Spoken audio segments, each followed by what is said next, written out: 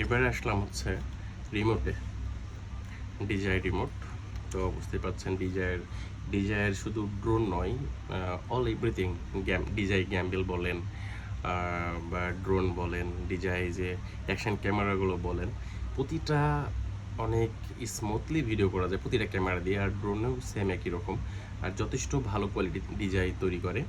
তো এই জন্যই ডিজাইকে রিভিউ করা। আসলে ডিজাইকে রিভিউ করলে তো আমাদেরকে টাকা দিবে না, এটা ফ্রি করতেছি। এই কারণে আসলে সত্যি ভালো জিনিসের আপনার প্রচার করতে হয়। তো আমি এটা অন এখন রিমোট অন করব আমি। আর এটাতে এটা জয়স্টিক আছে এখানে, এটা জয়স্টিক বলে, ঠিক আছে? এটা জয়স্টিক আমি লাগিয়ে নিচ্ছি এখানে। জয়স্টিক লাগিয়ে নিলাম।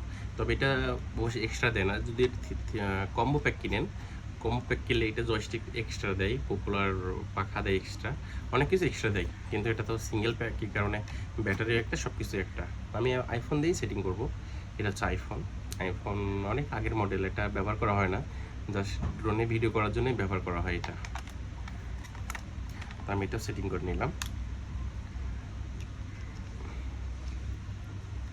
ব্যাস, সেটিং হয়ে গেল এটা।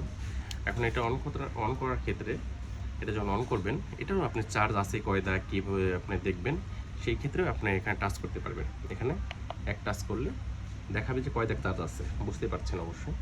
আবার যখন এই আপনি ডবল টাচ করবেন এখানে, সেক্ষেত্রে এটা অন হয়ে যাবে।